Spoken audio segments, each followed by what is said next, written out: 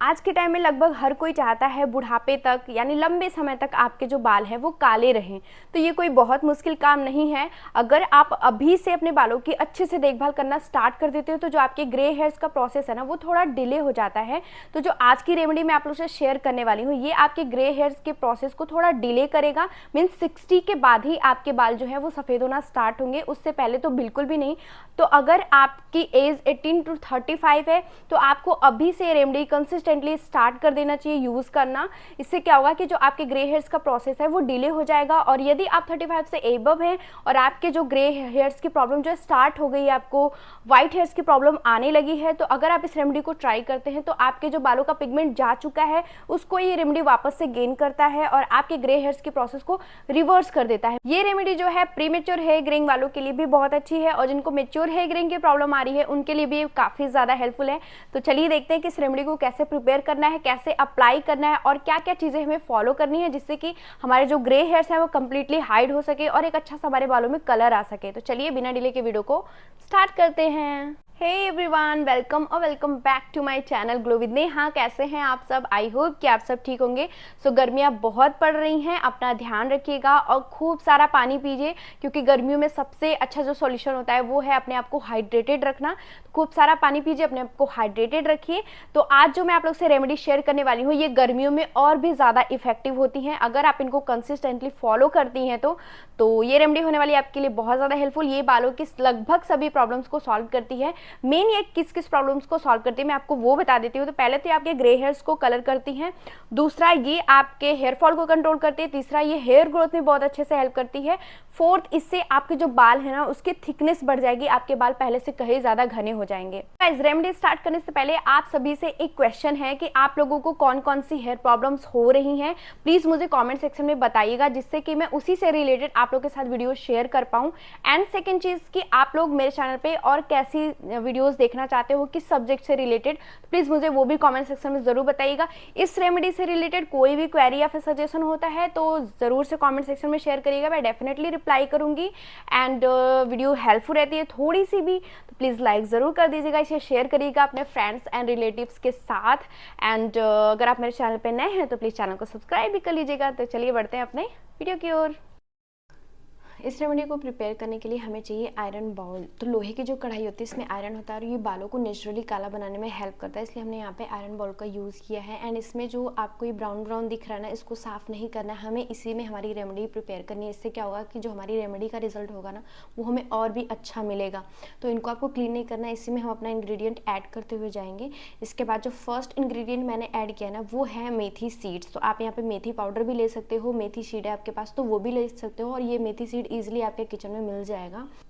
बात करें अगर मेथी पाउडर की प्रॉपर्टीज़ के बारे में तो ये ड्राई हेयर को मुलायम और सिल्की बनाता है। इसमें फॉलिक एसिड, विटामिन ए, सी और के, पोटेशियम, आयरन, एंटी फंगल और एंटी बैक्टीरियल प्रॉपर्टीज़ पाई जाती हैं जो बालों को मजबूत और लंबा बनाने में हमारी हेल्प करती हैं। मैंने यहाँ पे 50 ग्राम के अराउंड मेथी सीड ऐड किया है एंड उसके जस्ट हाफ क्वांटिटी में मैंने यहाँ पे कलौंजी सीड ऐड किया है। तो कलौंजी सीड कई तरीके से हमारे बालों के लिए फ़ायदेमंद होता है। इसके जो बायो एक्टिव कंपाउंड होते हैं जहाँ बालों को काला करते हैं, वहीं इसका जो विटामिन होता है ये बालों की ग्रोथ में हेल्प करता है और इसके बायो एक्टिव कंपाउंड स्कैल्प के ब्लड सर्कुलेशन को सही करते हैं जिससे बाल काले होते हैं। इसमें लिनोइक एसिड पाया जाता है, ये भी बालों को काला बनाने में हमारी हेल्प करता है। इसके बाद मैंने नेक्स्ट इंग्रेडिएंट लिया है यहाँ पे आंवला पाउडर। तो यहाँ पे आप कच्चा आंवला भी ऐड कर सकते हैं अगर आपके पास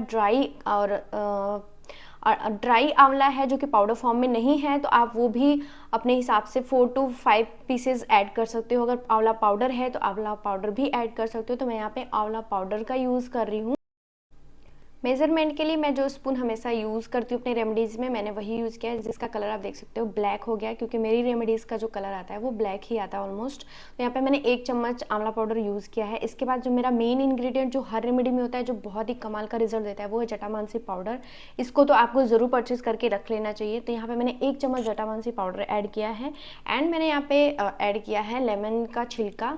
तो यहाँ पर मैंने 2 लेमन के छिलके लिए हैं। आप यहाँ पर कोई सा भी सिट्रस फ्रूट के छिलके ले सकते हो, लाइक ऑरेंज के ले सकते हो एंड लेमन का ले सकते हो। इसके बाद मैंने यहाँ पे ऐड किया छाछ, तो 2 चम्मच दही में मैंने पानी मिक्स किया एंड उसका छाछ बना लिया। उसके बाद मैंने उसी छाछ से अपनी रेमेडी को मिक्स किया है अच्छे से एंड इसको अच्छे से आपको मिक्स कर लेना है। फिर ओवरनाइट के लिए इसको ढक करके रख देना है।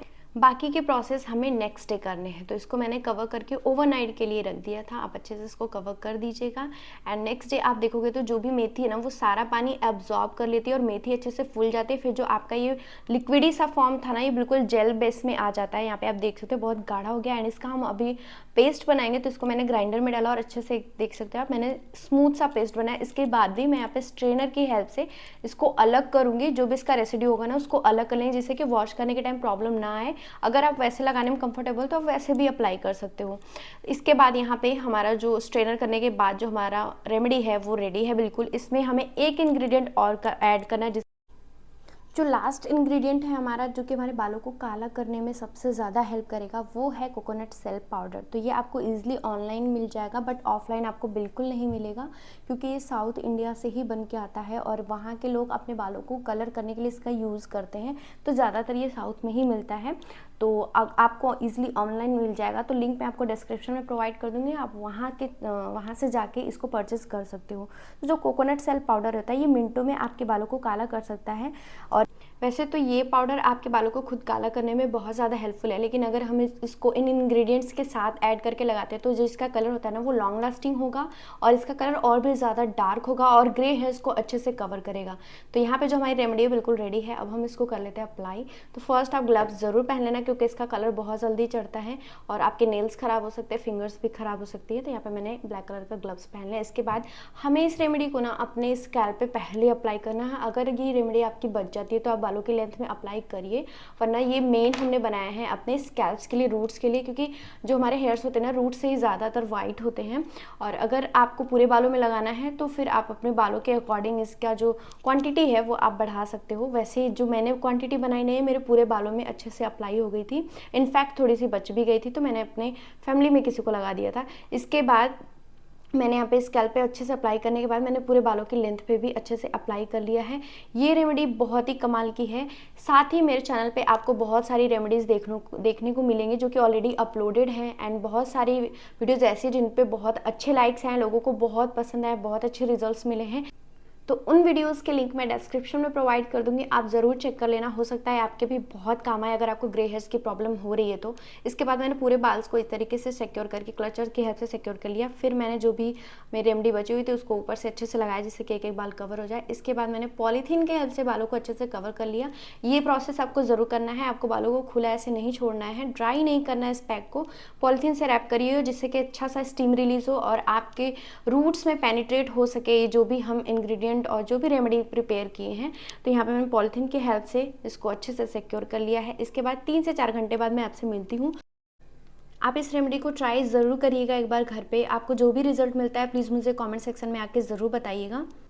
एंड वीडियो अगर आपके लिए हेल्पफुल रहती है तो लाइक करना बिल्कुल मत भूलिएगा, क्योंकि आपके एक लाइक ना हमारे नेक्स्ट वीडियो के लिए हमें बहुत ज़्यादा मोटिवेट करते हैं। तो चलिए मिलते हैं आपसे 3-4 घंटे बाद। तो ये हैं 3-4 घंटे बाद के रिजल्ट।